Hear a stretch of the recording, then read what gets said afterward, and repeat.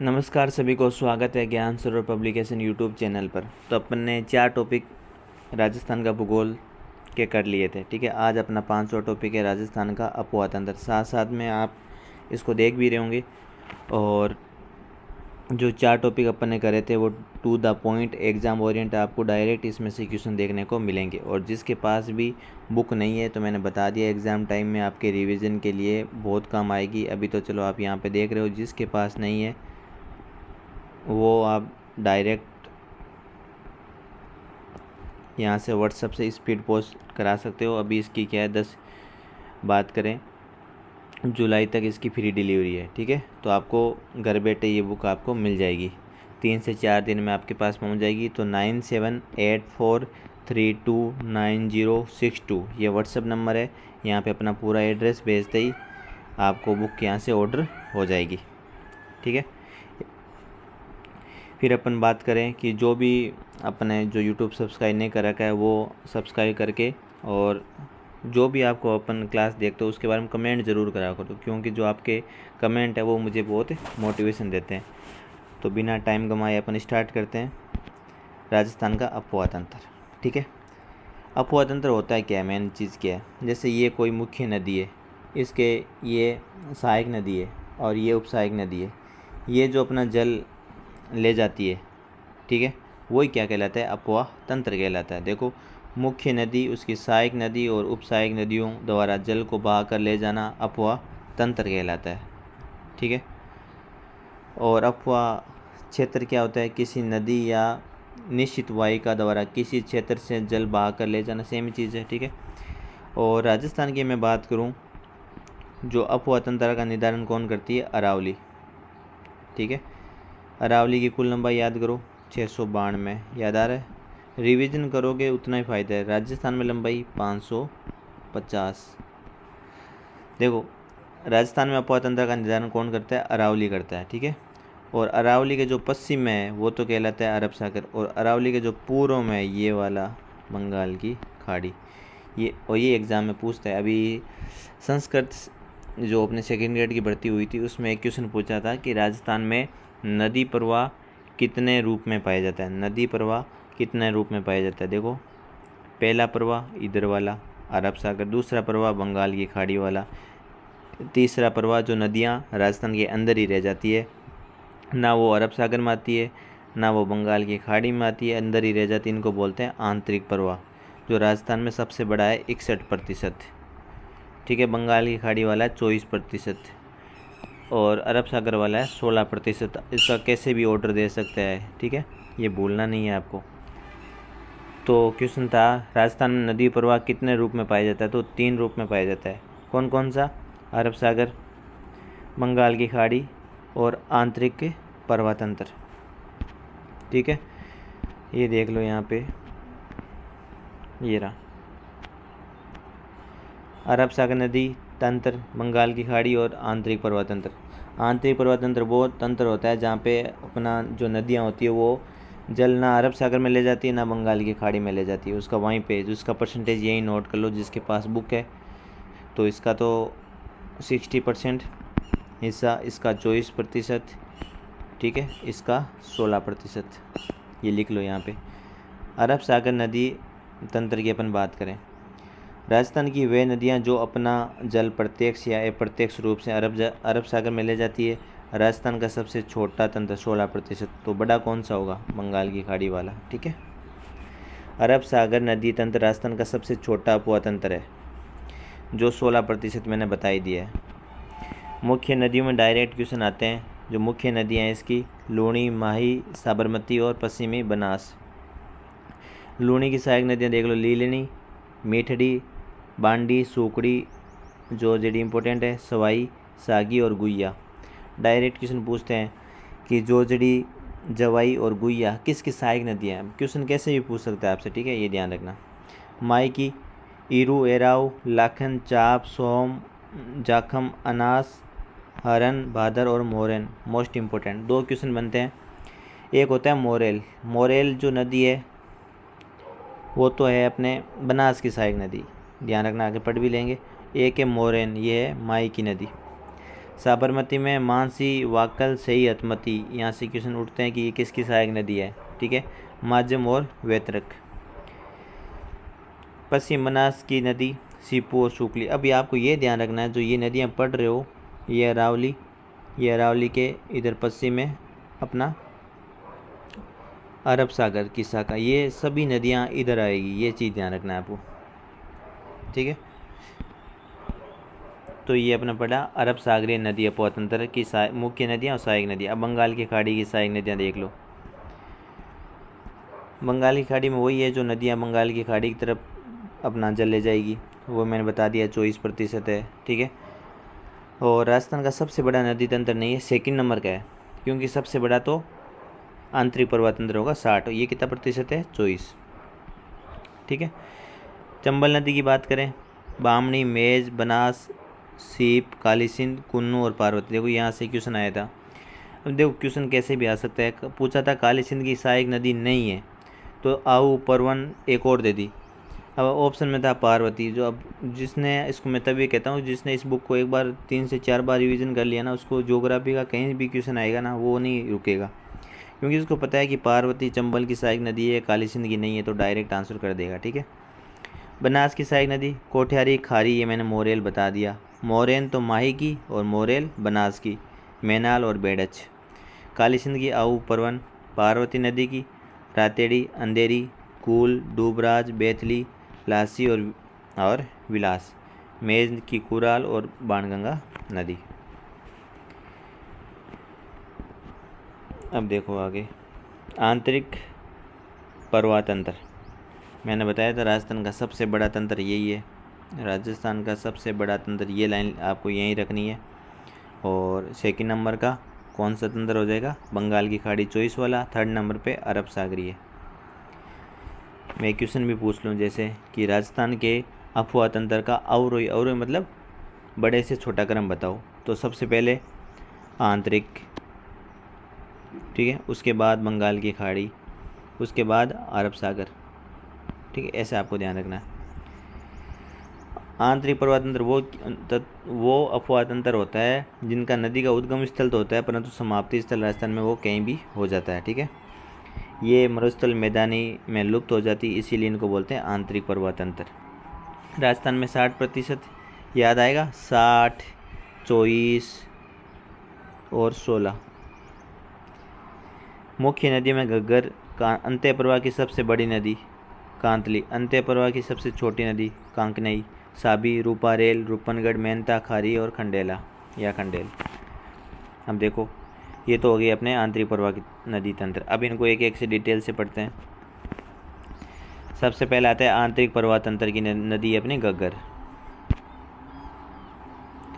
उद्गम स्थल घग्गर का शिवालिक की पहाड़ियाँ, कालका, हिमाचल प्रदेश से, पूरा लिख लेना, कालका हिमाचल प्रदेश से इसका उद्गम होता है। अफवाह क्षेत्र में राजस्थान में यहाँ से हनुमानगढ़ में प्रवेश करती है, इधर से यहाँ से स्टार्ट होती है हिमाचल प्रदेश से, हनुमानगढ़ में प्रवेश करके गंगानगर में प्रवेश, ठीक है, नया जिला अनूपगढ़, तो यहाँ तक आ जाएगी। पुराना पूछे तो 2 जिले, नया पूछे तो 3 जिले, इसलिए ये बुक पुराने और नए जिलों दोनों का समावेश है। कहीं से भी क्वेश्चन पूछे आपको यहाँ से मिल जाएगा। प्रवेश कहाँ करेगी, टीबी हनुमानगढ़, यहाँ पे हनुमानगढ़ में जगह है टीबी, वहाँ से ये घग्गर नदी प्रवेश करती है। अन्य नाम इसका दृश्यवती, प्राचीन सरस्वती, मर्त नदी, नटखट नदी। मर्त नदी इसमें कैसे ये यहाँ पे पाकिस्तान में जाके यहाँ बीच में विलुप्त हो जाती है। घग्गर आंतरिक प्रवाह की सबसे लंबी नदी, घग्गर आंतरिक प्रवाह की सबसे लंबी नदी। इस पॉइंट को अभी देखेंगे, वेट करना थोड़ा सा, क्योंकि आंतरिक प्रवाह की जो सबसे लंबी नदी वो आप चेक करना कि वो कांतली है ना, और इसको चेक करेंगे भी, रुकना। आंतरिक अफवाह क्षेत्र एकमात्र नदी है जो राजस्थान से बाहर से निकलती है, बिल्कुल बाहर से आती है, अंदर प्रवेश करती है। घग्गर में पानी की आवक अधिक होने पर पानी फोर्ट अब्बास पाकिस्तान तक पहुंच जाता है। पाकिस्तान में घग्गर के अफवाह क्षेत्र को हकरा कहते हैं, एग्जाम आया हुआ है। हनुमानगढ़ में घग्गर जो नदी का जो क्षेत्र है ना, वो नाली के नाम से जाना जाता है। नाली तो हनुमानगढ़ में, पाकिस्तान में हकरा, ठीक है।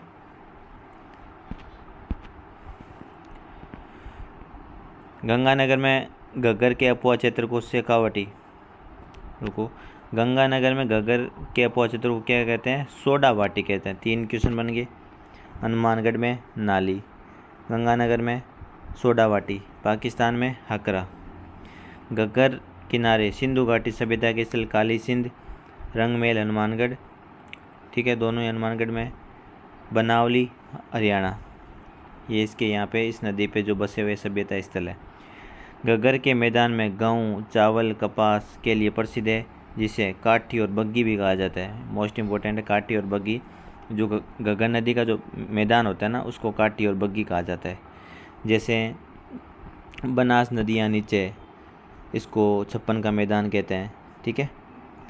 और ऐसे घग्गर वाला जो इसको मैदान को काठी और बग्गी कहा जाता है।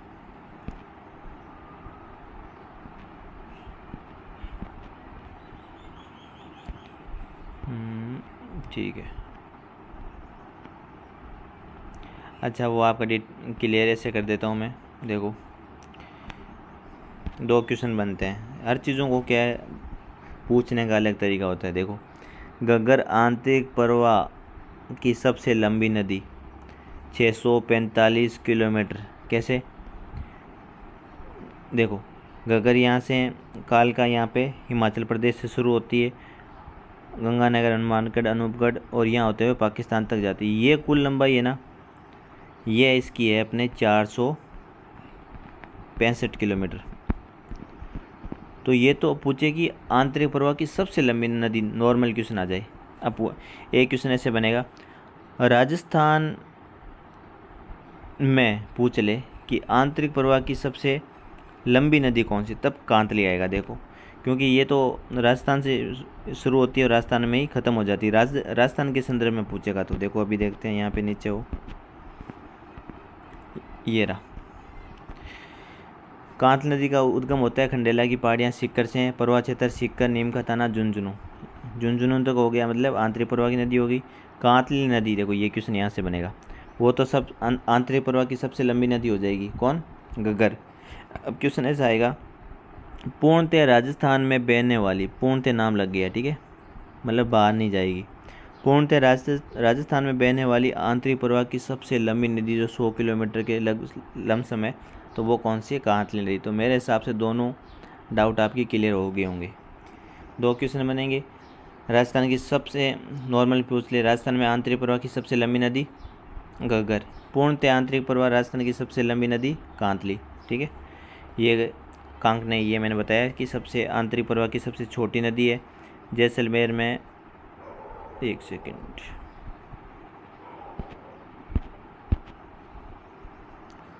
रुकना, ठीक है। अब देखो इसी में देखो, कांकनी नदी में बात कर रहे हैं। कोटड़ी पहाड़ियाँ जैसलमेर से ये उद्गम होता है। अफवाह क्षेत्र ओनली जैसलमेर में, ये अन्य नाम मसूरदी या कांकनई।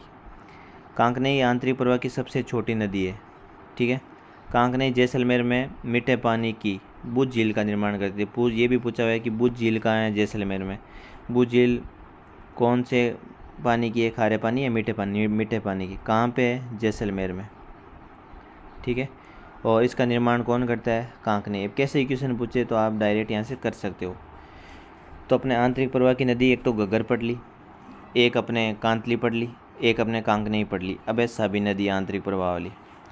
ये अपना सेवर की पहाड़ियाँ, डायरेक्ट क्वेश्चन पूछा हुआ है कि कहाँ से निकलती है सेवर की पहाड़ियाँ, ठीक है। पहले जयपुर था, तो अब पहले क्वेश्चन पहले पूछे तो जयपुर, अब पूछे तो कोटपुतली, बहरोड। परवा क्षेत्र में कोटपुतली, बहरोड, खेड़तल। राजस्थान की एकमात्र नदी जो दक्षिण से उत्तर की ओर प्रवाहित होकर हरियाणा के नफजगढ़ झील में गिरती है। तो ये भी तो एक फैक्ट है कि राजस्थान में ध्यान रखना है, उत्तर से प्रवाहित होकर दक्षिण में, ठीक है, ऐसे ध्यान रखना। जो हरियाणा तक क्या है, नफजगढ़ तक जाती है। साबी नदी के किनारे लोह युगीन सभ्यता स्थल जोधपुरिया। देखो पहले जोधपुरिया, मैं इसीलिए बता रहा हूँ कैसा भी क्वेश्चन पूछे तो अपना गलत नहीं होना चाहिए। जोधपुरिया पहले जयपुर में ही था, क्योंकि जयपुर से नया ज़िला और अलवर से इनको करके नया ज़िला बनाया कोटपुतली, बहरोड। तो 2 क्वेश्चन बनेंगे यहाँ पे। पहला पूछेंगे कि साबी नदी कहाँ से निकलती है, सेवर की पहाड़ियाँ। दूसरा क्वेश्चन, सेवर की पहाड़ियाँ भाई कौन से ज़िले में, पुराना पूछे जयपुर, अब कोटपुतली बहरोड। वैसे जोधपुरी सभ्यता कहाँ, पहले तो जयपुर और वर्तमान में कोटपुतली बहरोड। ऐसे क्वेश्चन पूछ ले। एकमात्र नदी आंतरिक प्रवाह की जो दक्षिण से उत्तर की ओर प्रवाहित होती है तो साबी नदी। ठीक है, एक एक चीज़ को आप अच्छे से समझते हुए चलना, कि मेरे को नहीं लगता इतना आप अच्छे से जो मैं बता रहा हूँ उतना कर लोगे तो आपका एग्ज़ाम में कोई क्वेश्चन गलत होगा, ये मेरी आप गारंटी आपकी तरफ से ना। क्योंकि हर चीज़ को और क्वेश्चन को पूरा समझे बिना कभी भी आंसर मत देना। कभी क्या होता है, बहुत इजी क्वेश्चन आता है, जैसे मैं बताया एग्ज़ाम होता है क्या है, एग्ज़ाम में इतना प्रेशर भी होता है कि अपन पढ़ नहीं पाते इतना पूरा। देखो क्वेश्चन आया राजस्थान की, ऐसे ही क्वेश्चन आ गया, राजस्थान की आंतरिक प्रवाह की सबसे लंबी नदी, तो डायरेक्ट ऑप्शन देगा कांतली, घग्गर। आधे कांतली कर दिया, आधे घग्गर करके आएंगे। दूसरा क्वेश्चन ऐसे पूछ ले, राजस्थान की पूर्णतः आंतरिक प्रवाह की सबसे लंबी नदी। देखो पूर्णतः आंतरिक प्रवाह नाम आते ही ध्यान रखना, पूर्णतः आंतरिक प्रवाह की सबसे लंबी नदी तो कांतली, पूर्णतः राजस्थान में आ गया। और राजस्थान में आंतरिक प्रवाह की सबसे लंबी नदी तो घग्गर। ठीक है, ये दोनों फैक्ट याद रखना है। अब आंतरिक प्रवाह में अपन आगे बात करते हैं रूपारेल नदी। इसीलिए कोई भी क्वेश्चन पढ़ो तो उसको 2 बार पढ़ो और उसके आंसर भी अच्छे से पढ़ो। रूपारेल नदी उद्गम स्थल उदयनाथ की पहाड़ियाँ अलवर से निकलती है। अफवाह क्षेत्र अलवर और डींग और भरतपुर। ठीक है, नया जिला डींग। अन्य नाम रूपनारायण, लसवारी और वराहा। रूपारेल नदी के किनारे भरतपुर में लोह युगीन सभ्यता स्थल अपन बात करें नौ है। 2 क्वेश्चन बन गए। नौ है सभ्यता स्थल कौन से कालीन है, ताम्रकालीन या लोह युगीन। तो पहला क्वेश्चन लोह युगीन। नौ है सभ्यता स्थल अपन बात करें कहाँ पे, तो अपना भरतपुर में। ठीक है, और कौन सी नदी के किनारे, रूपारेल नदी के किनारे। रूपारेल नदी कौन से अपवाह तंत्र में आएगी, बंगाल की खाड़ी, अरब सागर और आंतरिक तो आंतरिक। कहाँ से शुरुआत होती है, उदयनाथ की पहाड़ियाँ। ऐसे खुद क्वेश्चन आप करोगे ना तो हर चीज़ को और अच्छे से वो डिटेल से आपके क्लियर होगा। क्वेश्चन आ गया उदयनाथ की पहाड़ियाँ स्थित है राजस्थान में तो अलवर। ठीक है, एक क्वेश्चन के कितने भी क्वेश्चन बना सकते हो। और इस बुक में आपको टू द पॉइंट मैटर मिलेगा, जो कि मतलब एक लाइन है तो उसमें से एग्ज़ाम में क्वेश्चन बना हुआ भी है और उससे 2 या 3 क्वेश्चन और बन सकते हैं। अब देखो ये तो हो गई रूपारेल नदी अलवर वाली। अब एक है रूपनगढ़ नदी जो अजमेर वाली। ठीक है, उद्गम स्थल इसका सलेमाबाद अजमेर से, अफवाह क्षेत्र अजमेर और जयपुर ग्रामीण। रूपनगढ़ नदी दक्षिण से सांबर झील में गिरती है। अब मेहनता नदी, ये मनोहरपुर की पहाड़ियाँ जयपुर ग्रामीण आया हुआ क्वेश्चन है ये। ठीक है कि मेहनता नदी का उद्गम स्थल होता है मनोहरपुर की पहाड़ियाँ जयपुर से। अन्य नाम मेथाई और मेंढा।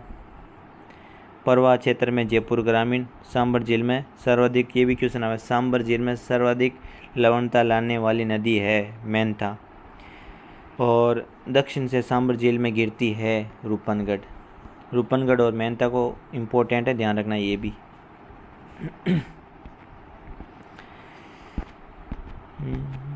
ठीक है, अब ये आंतरिक प्रवाह क्षेत्र हो गया। अब है अरब सागरी नदी अफवाह तंत्र।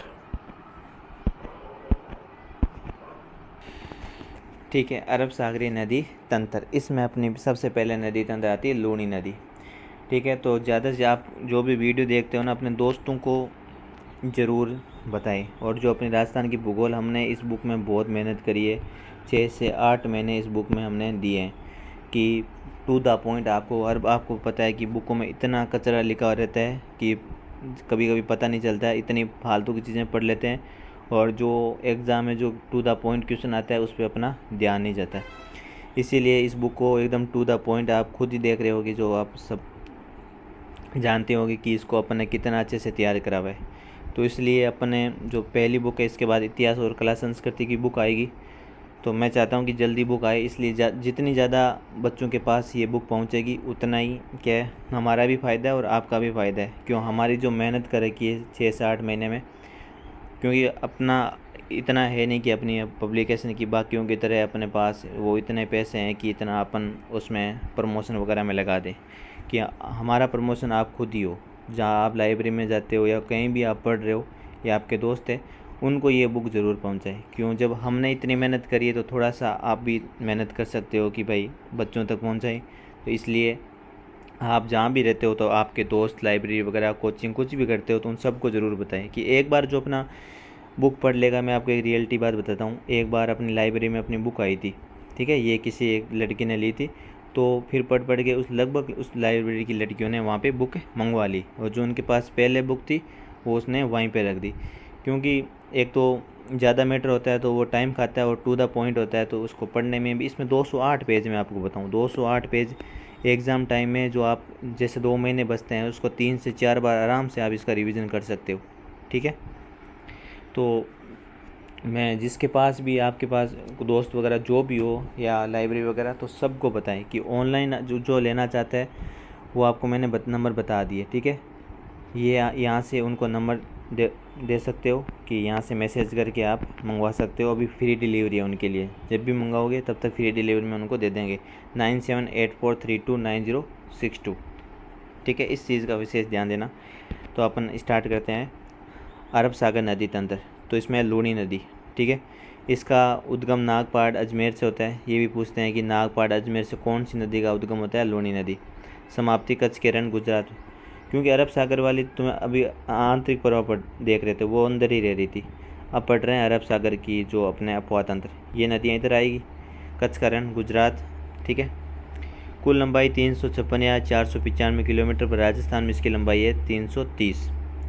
अन्य नाम सागरमती, मरुदवर्दा, अंत्य सलीला, मोस्ट इम्पोर्टेंट अंत्य सलीला, लवणती, आदि खारी, क्योंकि बालोतरा पे पड़ते ही आदि खारी बाद में मीठी हो जाती है, आदि खारी आदि मीठी।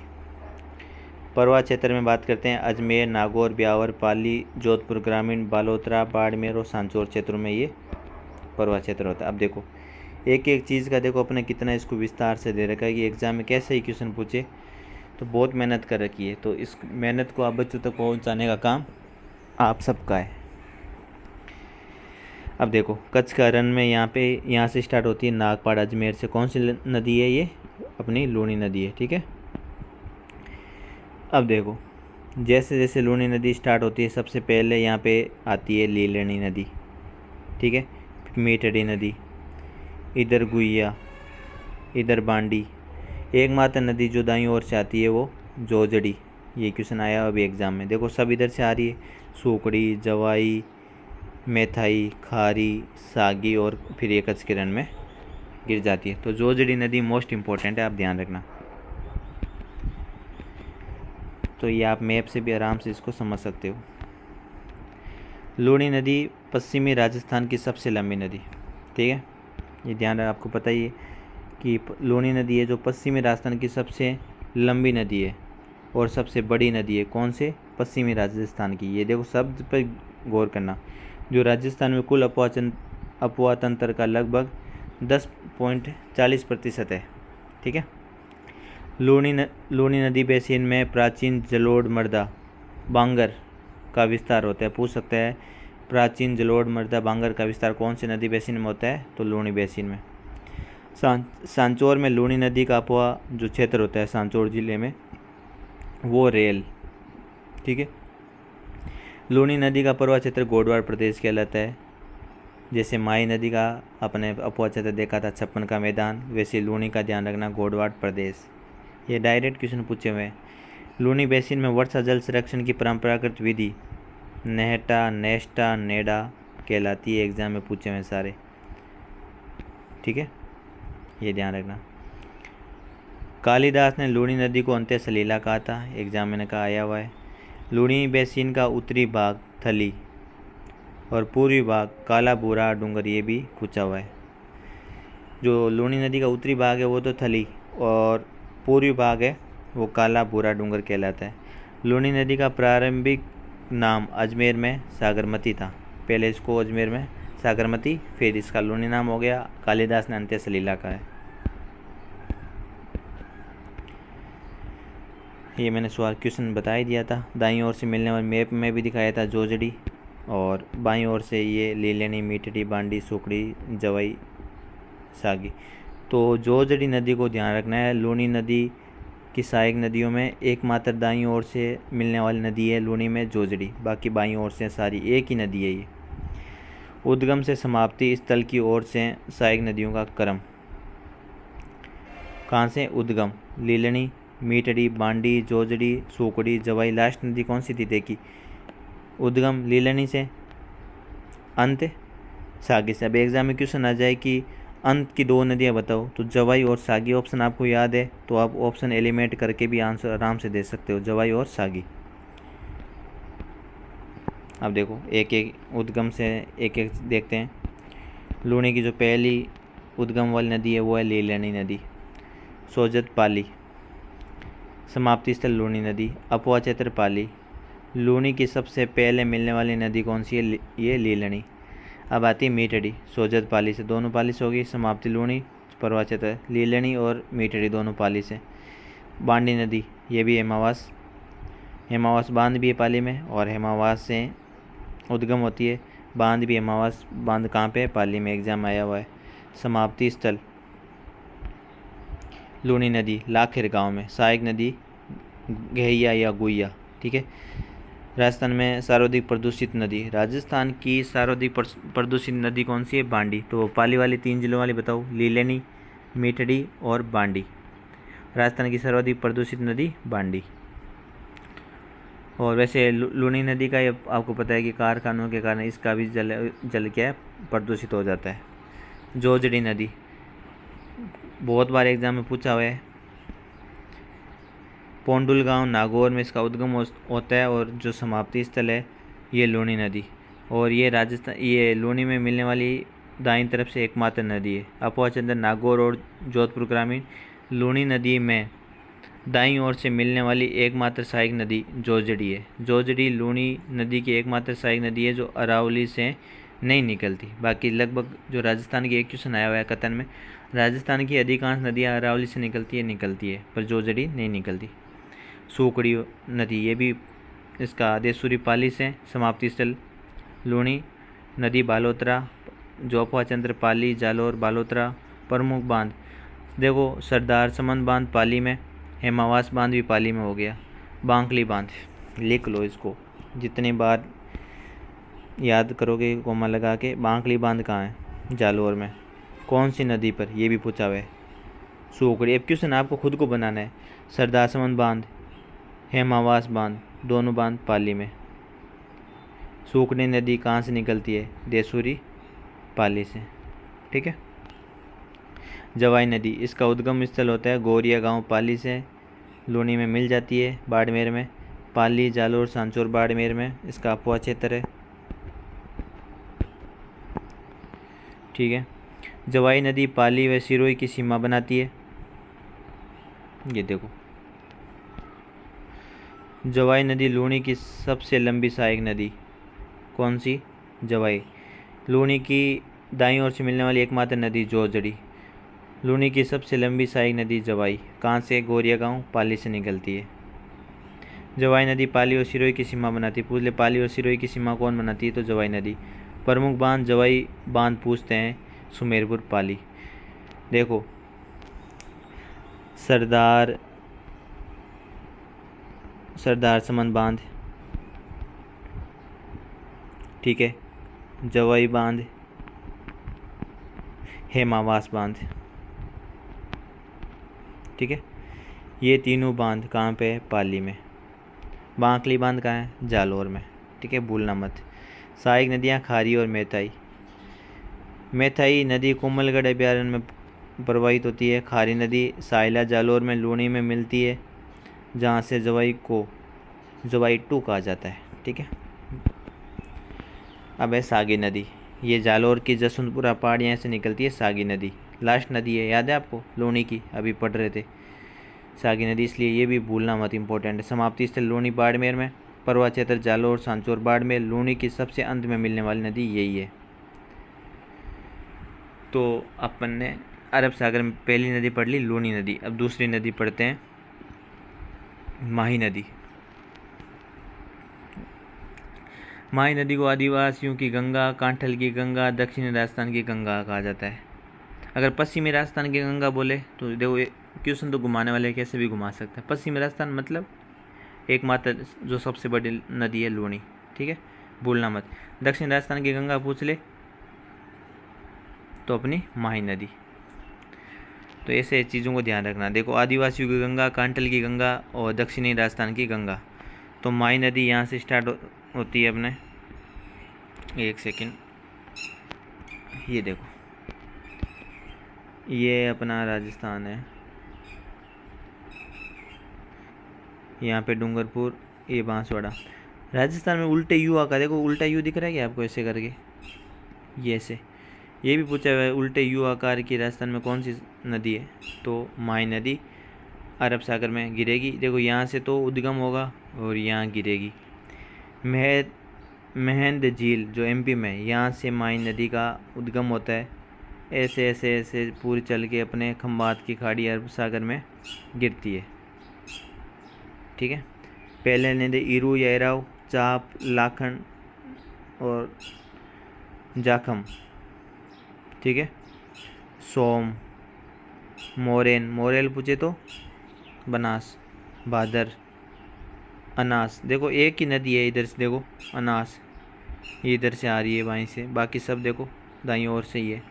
वैसे लूनी नदी में एकमात्र दाईं ओर से मिलने वाली नदी याद करो जोजड़ी, और इसमें अनास।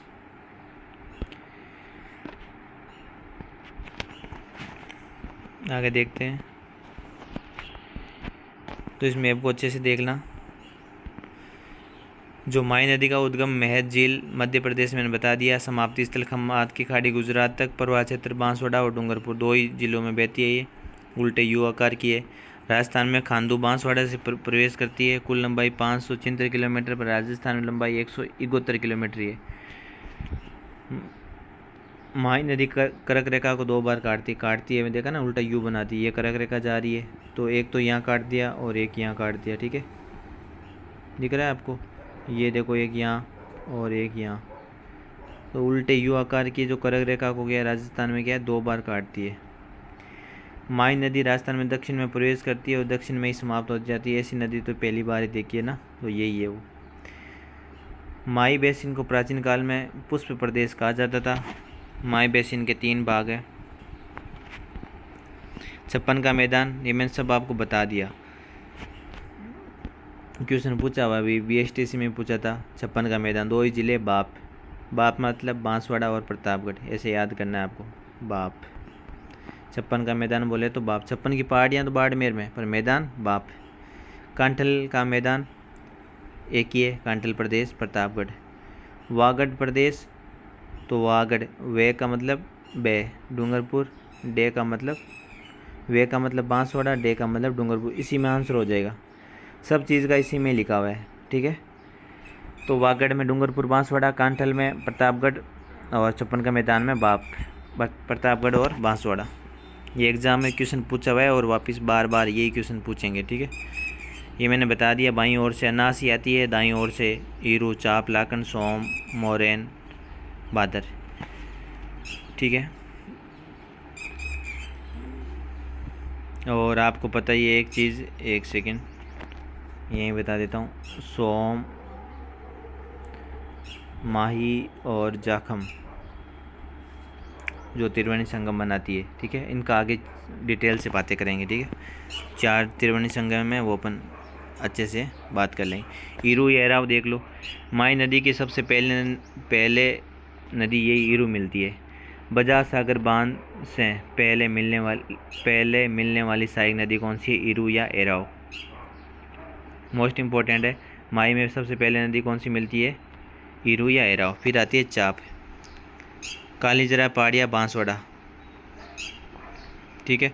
समाप्ति स्थल माही नदी बांसवाड़ा और प्रवाह क्षेत्र भी बांसवाड़ा। जाखम नदी, भंवर माता की पहाड़ियाँ प्रतापगढ़ में। समाप्ति स्थल माही नदी बेनेश्वर, डूंगरपुर, ध्यान रखना।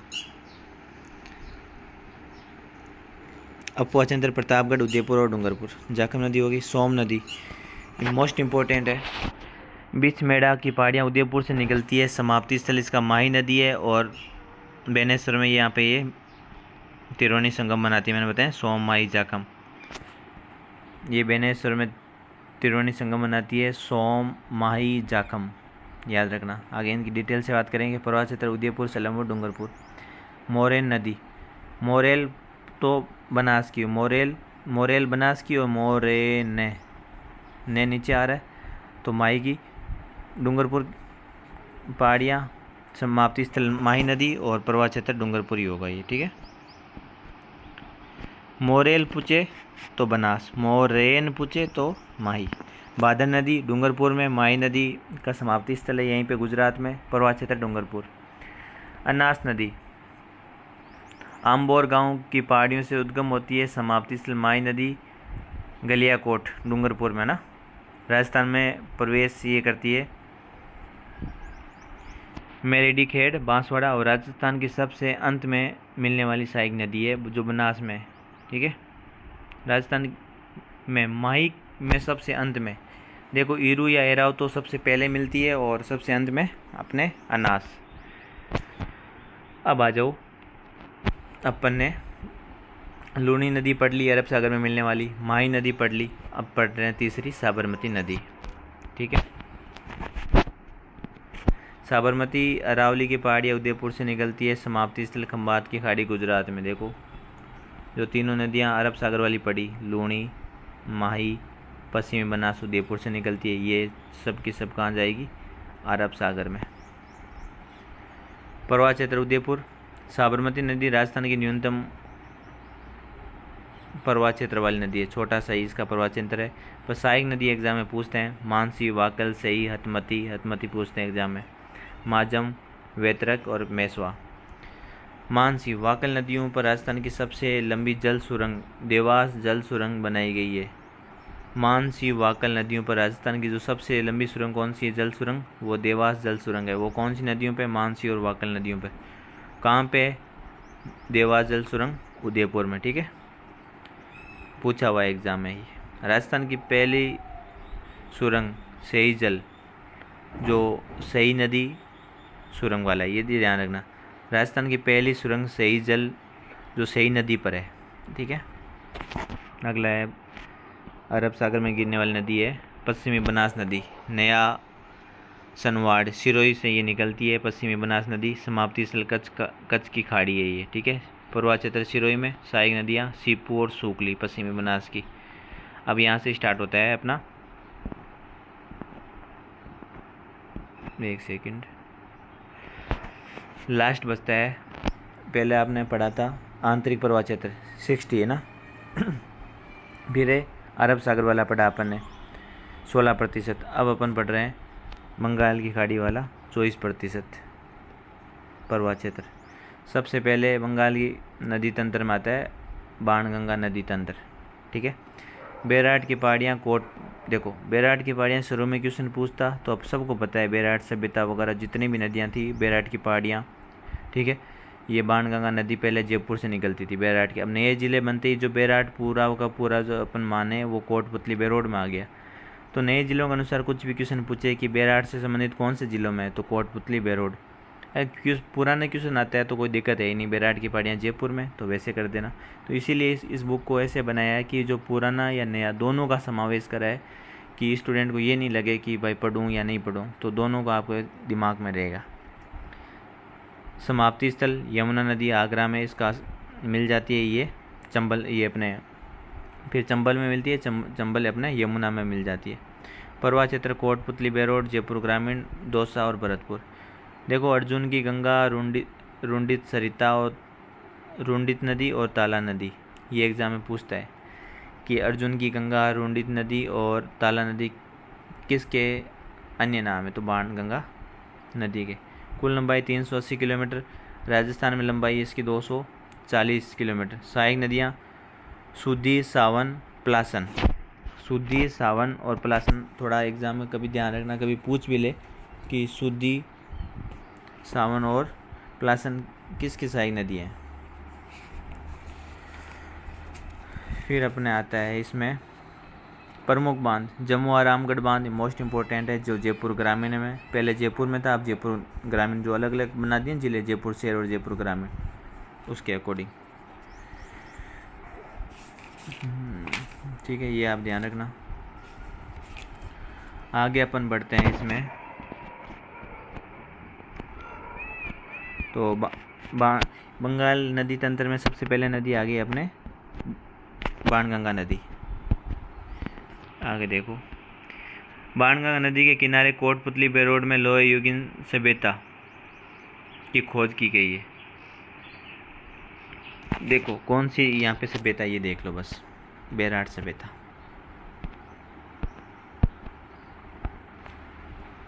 मैंने शुरू में बता दी बेराट की पहाड़ियाँ, या बेराट पहले जयपुर में था, अब कौन से ज़िले में आ गई, तो कोटपुतली बेरोड में आ गई। बेराट सभ्यता कौन से युगीन है, लोहे युगीन है। बेराट सभ्यता कौन सी नदी के किनारे है, बाणगंगा नदी के किनारे।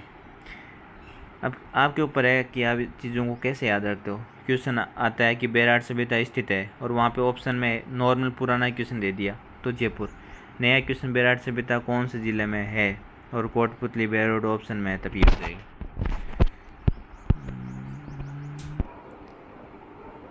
देखो तो मैं ये पूछ रहा, ये आपको बता रहा था कि बेराट सभ्यता है, ध्यान रखना चीज़ों का ना। बेराट सभ्यता पूछे कौन से युगीन है, लोहे युगीन, और कौन से ज़िले में वर्तमान में, कोटपुतली। पहले पूछे तो जयपुर में, ठीक है।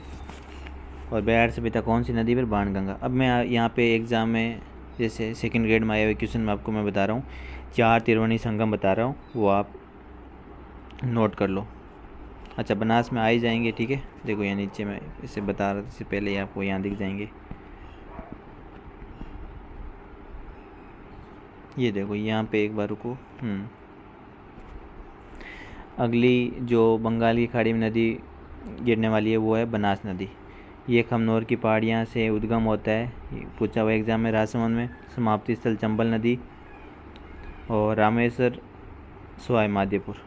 देखो रामेश्वर में बात करूं कि एक त्रिवेणी संगम बनता है, बनास, चंबल और सीप। बनास, चंबल, सीप, यहाँ पे त्रिवेणी संगम बनता है। परवा क्षेत्र की बात करूं मैं, राजसमंद, चित्तौड़, भीलवाड़ा, शाहपुरा, केकड़ी, टोंक, सवाई माधोपुर, ये इसका बनास नदी का ये परवा क्षेत्र है। और राजस्थान में इसकी कुल लंबाई बात करें 480 और 512 किलोमीटर। बनास पूर्णतः राजस्थान में प्रवाहित होने, देखो वैसे ही बाद में बात करूं, राजस्थान की सबसे लंबी नदी चंबल, पूर्णतः राजस्थान में, क्योंकि चंबल वैसे लंबी है, पर पूर्णतः जो राजस्थान नाम लग जाता है ना, जब पूर्णतः मतलब राजस्थान की बात हो रही है, पूर्णतः राजस्थान की सबसे प्रवाहित होने सबसे लंबी नदी है वो अपने बनास ही है। बनास चंबल की सबसे सहायक, जो बनास है वो चंबल की सबसे लंबी सहायक नदी भी है। और बनास 3 त्रिवेणी संगम बनाती है। कितने? 3 बनाती है। पहले तो देखो याद कैसे रखोगे, मैं यहीं पे तुम्हें याद भी करा देता हूँ। बे बे बे बनास, बेड़च, और एक नाम याद आपको रखना है, देखो बनास, बेड़च, या आप ऐसे याद रख लेना कि मांझा, बिगोद, ठीक है। तो बनास, बेड़च, मेंडाल तीनों त्रिवेणी संगम कहाँ बनाते हैं? बिगोद। और बिगोद आपको जगह पता है कि भीलवाड़ा में है ये, ठीक है। अगला है बनास, डाई, खारी। इसको भी आप ऐसे याद कर सकते हो कि राजा था, उसने खारी डाई कर ली, ठीक है। तो राजमहल टोंक में जो बनास नदी तो हो ही गई, खारी और डाई और राजमहल टोंक याद हो गया। एक बनास, चंबल और सीप, ये तो वैसे ही फेमस क्वेश्चन है। बनास, चंबल, सीप, रामेश्वर, सवाई माधोपुर में, ये आपको वैसे ही याद रह जाएगा, ठीक है। तो याद कैसे रखोगे? बनास, बे याद कर लो पहले, बनास, बेड़च और मेनाल, ये तो बिगोद में यहाँ पे अपने त्रिवेणी संगम बनाते हैं। फिर है बनास, चंबल, सीप, ये रामेश्वर वाला हो गया। और एक बनास, खारी और डाई, ये वाला हो गया अपना राजमहल टोंक। एक त्रिवेणी संगम मैंने वो माई नदी का बताया था डूंगरपुर में, सोम, माई, जाकम, बेनेश्वर, डूंगरपुर में, वो भी आप याद रख लेना, ठीक है।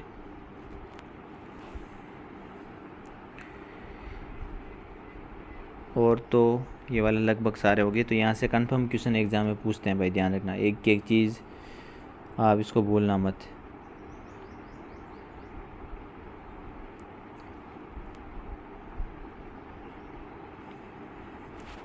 ठीक है, अब आगे देखो, इसमें बनास की सहायक नदियाँ देख लो। दाईं ओर से मिलती है तो बेड़च और मैनाल, बाईं ओर से कोठियारी, खारी, डाई, मोरेल। मोरेल मैंने बताया था बनास की है, मोरेन माई की है। उद्गम से मुहाना की ओर बेड़च, मैनाल, कोठियारी, खारी, डाई और मोरेल। राजस्थान की पूर्णतः, राजस्थान की सबसे लंबी नदी पूर्णतः तो ये अपनी बनास। राजस्थान की सबसे लंबी नदी नॉर्मल में तो चंबल।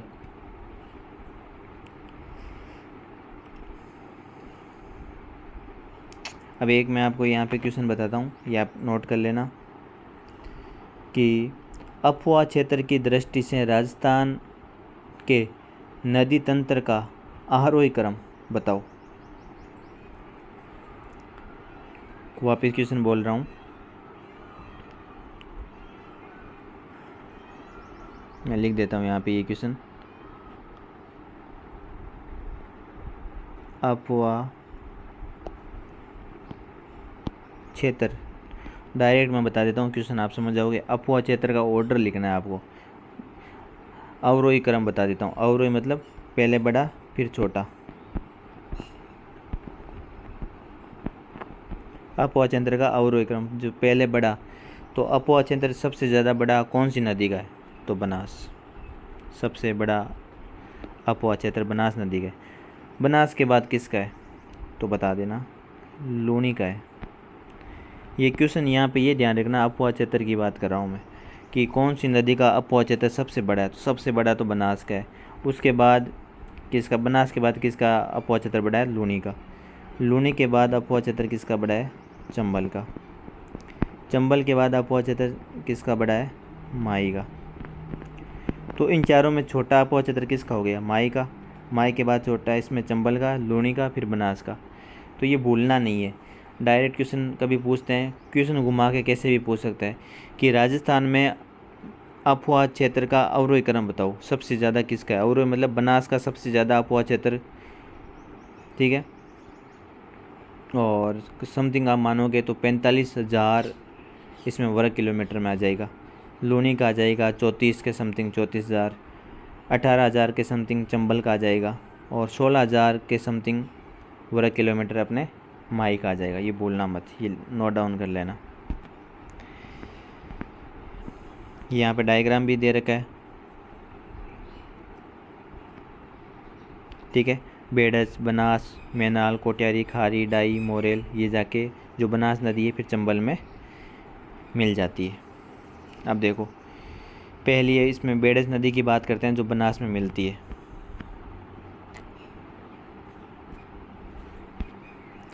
उद्गम स्थल गोकुंदा की पहाड़ियाँ, बेड़च नदी उदयपुर, यहाँ से इसका उद्गम होता है। समाप्ति स्थल बनास नदी बिगोद। तिरुवनी याद है, बे बनास, बेड़च, मैनाल, ठीक है, भीलवाड़ा वाला, बिगोद भीलवाड़ा। पर्वत क्षेत्र उदयपुर, चित्तौड़, भीलवाड़ा। कुल लंबाई, कुल इसका अन्य नाम है बेड़च, का अन्य नाम है आड़ या आयड़ नदी। मोस्ट इंपॉर्टेंट है, बेड़च नदी का अन्य नाम आड़ या आयड़ नदी। कुल लंबाई 180 किलोमीटर। बेड़च नदी प्रारंभिक में आड़ नदी है, जो उदय सागर झील में गिरने के बाद बेड़च हो जाती है। मोस्ट इंपॉर्टेंट है, उदय सागर झील में गिरने से पहले बेड़च नदी का क्या नाम था, आहाड़ नदी या आयड़ नदी। और उदय सागर झील में गिरने के बाद कौन सा नाम हो गया, बेड़च। ये एग्जाम में पूछे हुए हैं, ध्यान रखना इस चीज़ को। बेड़च के किनारे उदयपुर में आड़ सभ्यता व चित्तौड़ में नगरी सभ्यता। यहाँ मैं कुछ चीज़ें बता दूँ आपको। नगर सभ्यता पूछे तो टोंक, नगरी पूछे तो चित्तौड़। नगरी सभ्यता और आड़ सभ्यता कौन सी नदी के किनारे, बेड़च। बेड़च बोले तो इसको क्या बोल सकते हैं, आयड़ या आहाड़ नदी। चित्तौड़ में बेड़च नदी पर गोसुंडी बांध स्थित है। पूछा हुआ है कि गोसुंडी बांध कहाँ पे है, तो चित्तौड़ में। और कौन सी नदी पर, बेड़च, जो बनास की प्रथम सहायक नदी है। फिर आता है मैनाल। मैनाल के उद्गम स्थल है बेगू, चित्तौड़। समाप्ति स्थल है बनास नदी। बिगोद, तो याद आ रहा है आपको, बेबे से बनास, बेड़च और मैनाल। बिगोद भीलवाड़ा में त्रिवेणी संगम बनाती है। समाप्ति स्थल आपको पता चल गया, प्रवाह क्षेत्र चित्तौड़ और भीलवाड़ा। और मैनाल जलप्रपात भीलवाड़ा में। कभी पूछ ले कि भाई मैनाल जलप्रपात कहाँ है, तो भीलवाड़ा में। कौन सी नदी, तो मैनाल से मैनाल नदी, डायरेक्ट याद हो जाएगा। कोठियारी नदी, दीवेर की पहाड़ियाँ राजसमंद में। देखो इतना टू द पॉइंट दिया हुआ है, ये बहुत लंबा चैप्टर है। आप देखते हो कि इसमें 1 घंटे में ये चैप्टर भी नहीं होता, और अपन ये 1 घंटे में अपने इसको चैप्टर भी कर लेंगे और अच्छे से इसका याद भी हो जाएगा। इसलिए फ़र्क पड़ता है कि स्टडी मटेरियल है ना आपके पास कैसा है, टू द पॉइंट है तो सिलेक्शन में और आसानी हो जाती है। कोठियारी नदी, दीवेर की पहाड़ियाँ राजसमंद में उद्गम होता है, बनास नदी में समाप्ति हो जाती है। राजसमंद, भीलवाड़ा, शाहपुरा, प्रमुख बांध, मेजा बांध। अब देखो क्वेश्चन कैसे आता है। अब आपको अगर ये आप वीडियो देख रहे हो तो आपके दिमाग में अगर कोई ऐसे पढ़ के चला गया कि मेजा बांध एग्ज़ाम में आ गया कहाँ है, ठीक है ना, उसके लिए फिर दिक्कत हो जाएगी ना। तो चीज़ों को आप खुद भी सोच सकते हो कि मेजा बांध इन्होंने लिखा है, तो मैं मतलब इनकी हर लाइन एग्ज़ाम में आई हुई है, तो आपको पता होना चाहिए कि मेजा बांध है कहाँ, मेजा बांध कौन सी नदी पर है। तो ऐसे याद रखना, मज़ा आता है भीलवाड़ा में। पता नहीं कितनी बार एग्ज़ाम में आ गया ये, ठीक है। और अगर जो पढ़ के जाए बाकी देखो, अगर कोठियारी नदी है, जिसको पता है कि कोठियारी नदी पर मेजा बांध है, तो ऑप्शन में उसको अगर भीलवाड़ा मिल गया तो उसको पता चल गई इसको ये इसका पहुँच क्षेत्र है, तो इनमें से होगा। तो ये ध्यान रखना है, मेजा बांध कहाँ पे है, भीलवाड़ा में। कौन सी नदी पर है, कोठियारी नदी पर। कोठियारी नदी उद्गम कहाँ से होती है, दीवेर की पहाड़ियाँ राजसमंद में। तो छोटे छोटे क्वेश्चन हैं, पर जब एग्ज़ाम में आते हैं तब शानदार बन जाते हैं। खारी नदी, उद्गम स्थल बिजराल गांव की पहाड़ियाँ राजसमंद में, समाप्ति स्थल बनास में हो जाता है खारी नदी का। यही राजसमंद, भीलवाड़ा, शाहपुरा, ब्यावर, केकड़ी, टोंक से इधर अपने ये इसका पहुँचंतर है। प्रमुख बांध नारायण सागर बांध है। फिर है डाई नदी, उद्गम स्थल मध्य अरावली अजमेर से होती है डाई नदी, समाप्ति स्थल बनास में हो जाती है राजमहल में। तो राजमहल का नाम आते ही आपके दिमाग में वो त्रिवेणी संगम भी आना चाहिए। खारी, डाई, बनास, राजमहल, टोंक में त्रिवेणी संगम याद आ रहा है, ठीक है। अब पहुँचे अजमेर, केकड़ी, टोंक। मोरेल नदी, चैनपुरा की पहाड़ियाँ जयपुर ग्रामीण से ये उद्गम होती है, समाप्ति स्थल बनास नदी सवाई माधोपुर में, जयपुर ग्रामीण, दौसा, सवाई माधोपुर। मोरेल बांध सबसे जो मैं इंडिकेट कर रहा हूँ, मतलब वो बहुत बार क्वेश्चन आया हुआ है। मोरेल बांध मोरेल नदी पर, कौन से ज़िले में, सवाई माधोपुर में। अब जो नदी है चंबल नदी, उद्गम स्थल जाना के पाव की पहाड़ियाँ मध्य प्रदेश से होती है, समाप्ति स्थल यमुना नदी, यमुना में मिल जाती है, ठीक है। प्रवाह क्षेत्र में चित्तौड़, बूंदी, कोटा, ये पूरा एरिया, सवाई माधोपुर, करौली, धौलपुर सब आ जाएगा। राजस्थान में प्रवेश जो चंबल नदी है, चे से चंबल, चे से चित्तौड़, चे से चौरासीगढ़ में होती है। मैंने बताया था कुल लंबाई याद करो, सबसे लंबी नदी राजस्थान की चंबल नदी, पर पूर्णतः राजस्थान की लंबी नदी आते ही बनास नदी आएगी, क्योंकि ये राजस्थान में इतनी लंबी नहीं है। राजस्थान में देखो इतनी सी है ये 135 किलोमीटर, बाकी लंबाई में देखो ये बहुत है इसकी। चंबल नदी राजस्थान की सबसे लंबी नदी है, पर पूर्णतः नाम आती तो बनास आ जाएगा, ये चीज़ें ध्यान रखना। चंबल जल की उपयोगिता की दृष्टि से राजस्थान की सबसे बड़ी नदी है, बिल्कुल जल की उपयोगिता की दृष्टि से बड़ी नदी है। ये आपको मैप भी दिख रहा होगा यहाँ पे, मैं थोड़ा सा जूम कर देता हूँ। जाना पाओ की पहाड़ियाँ इधर बामनी, काली सिंध, मेज, कुराल, कुन्नू, पार्वती, सी, बना सब दिख रही है, फिर यमुना में ये मिल रही है, ठीक है। मैप से भी आप क्वेश्चन डायरेक्ट देखो, जैसे क्वेश्चन आया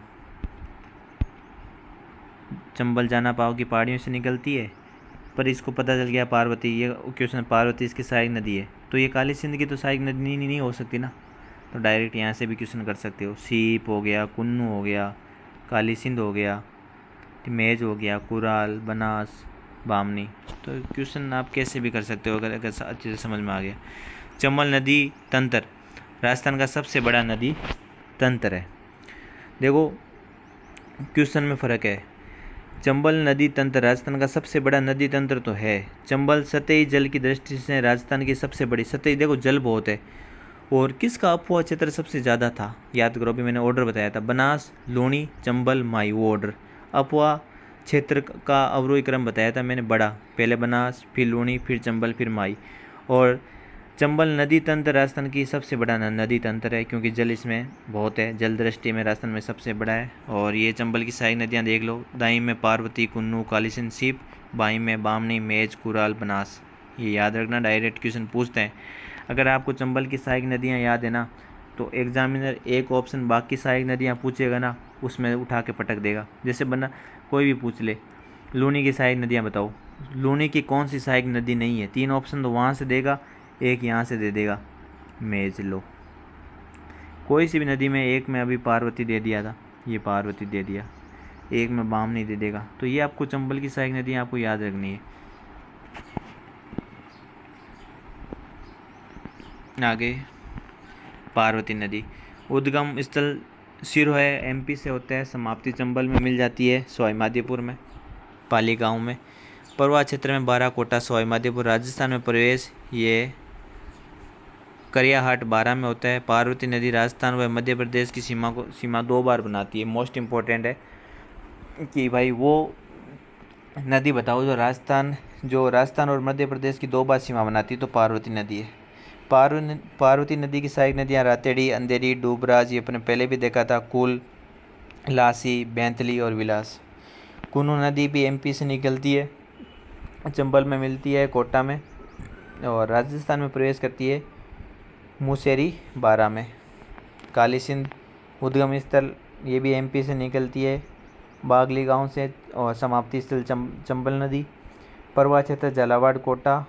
और देखो जब क्वेश्चन बनते हैं ना, तो बहुत ज़बरदस्त क्वेश्चन आता है कि कालीसिंध का अफवाह क्षेत्र झालावाड़, कोटा।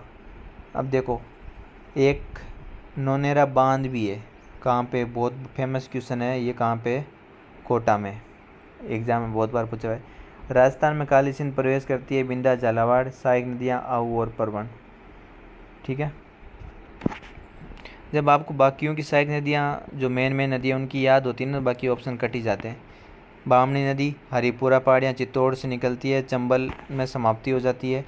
परवा क्षेत्र में चित्तौड़गढ़। बामनी राजस्थान में चंबल नदी में सबसे पहले मिलने वाली सहायक नदी है, इंपॉर्टेंट है।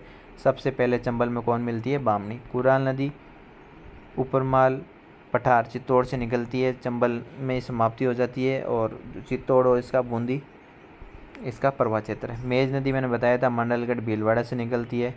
मेजा बांध भी बताया था मैंने, भीलवाड़ा में, समाप्ति स्थल चंबल, और भीलवाड़ा बूंदी कोटा इसके परवा क्षेत्र है। अब देखो ये जो मैं क्वेश्चन बता रहा था, एक भी इस बुक में ऐसा छोड़ा नहीं है जहाँ से एग्ज़ाम में क्वेश्चन नहीं बनते। टू द पॉइंट, फालतू की चीज़ें डाली नहीं है, जो डाला है मतलब एग्ज़ाम में 100% आया हुआ है और आगे भी आएगा। तो इसीलिए ट्रस्ट करके इस बुक को 3 से जो 4 बार पढ़ लेगा, मुझे नहीं लगता राजस्थान का वो ज्योग्राफी में कोई भी क्वेश्चन गलत करेगा, क्योंकि कैसा भी क्वेश्चन आएगा तो उसको ऑप्शन से भी क्वेश्चन कर सकता है ना। और ऐसे इतिहास और ऐसी अपनी कला संस्कृति बुक आएगी टू द पॉइंट, वो 1.5 महीने के अंदर अपनी बुक आ जाएगी। ठीक है, 1.5 से 2 महीने लग जाएंगे। अब देखो राजस्थान का अपवा क्षेत्र प्रतिशत के आधार पर बताओ, राजस्थान का अपवा क्षेत्र जलग्रहण के आधार पर बताओ, ये मैंने बता दिया। ये देखो लंबाई के आधार बताओ, ये 1 सेकेंड, जलग्रहण के आधार पर बताओ या अपवा क्षेत्र के विस्तार की दृष्टि से। ठीक है, तो ये बनास, लूणी, चंबल और माई जलग्रहण क्षेत्र के आधार पर इनका ऑर्डर है, ये आप बहुत ध्यान रखना। या अपवा क्षेत्र के विस्तार की दृष्टि से। ठीक है, लंबाई के आधार पर एक एक चीज़ इनको पूरा डिटेल से देखते हैं, यहाँ से कंफर्म है कि उस लंबाई के आधार पर राजस्थान में लंबाई के आधार पर देखो मैंने बताया राजस्थान की सबसे लंबी नदी पूर्णतः नाम लगे तो बनास 480, लूणी नदी 330, माई नदी 171, पर चंबल नदी तो है तो राजस्थान की सबसे लंबी नदी, पर देखो राजस्थान में लंबाई बहुत कम है, क्योंकि पूरी लंबाई तो एमपी वगैरह में इधर में ही चली जाएगी ना। राजस्थान में तो 135 ही ये अपने किलोमीटर है। ठीक है, तो राजस्थान में लंबाई के आधार पर नदियों का क्रम पूछे तो बनास पूर्णतः 480, लूणी 330, माई 171 और चंबल 135। तो आपको एक अच्छी चीज़ बताऊं, जो जलग्रहण या अपवाह क्षेत्र के विस्तार, ये तीनों का ऑर्डर एक ही हो गया। देखो, जलग्रहण के आधार पर ऑर्डर, लंबाई के आधार पर ऑर्डर, और अपवाह क्षेत्र नदियों के विस्तार का ऑर्डर। ठीक है, तो बनास, लूणी, चंबल, थोड़ा सा फर्क है। जलग्रहण में बनास, लूणी, चंबल और माई। इसमें बनास, लूणी तो सेम है, बस इन्हीं को उल्टा करा हुआ है। तो मेन तो आपको यहीं से याद ही हो जाएगा, क्योंकि तुम्हें पता है कि चंबल चंबल में पूछे तो चंबल सबसे छोटी है ना, इन नदियों की बात कर रहे हैं तो, है ना। और जलग्रहण में चंबल के बाद माई आ जाएगा। ये हो गया। अब देखो, पहला पॉइंट और देख लेते हैं, ये वाला, प्रतिशत के आधार पर अपवाह क्षेत्र बताओ।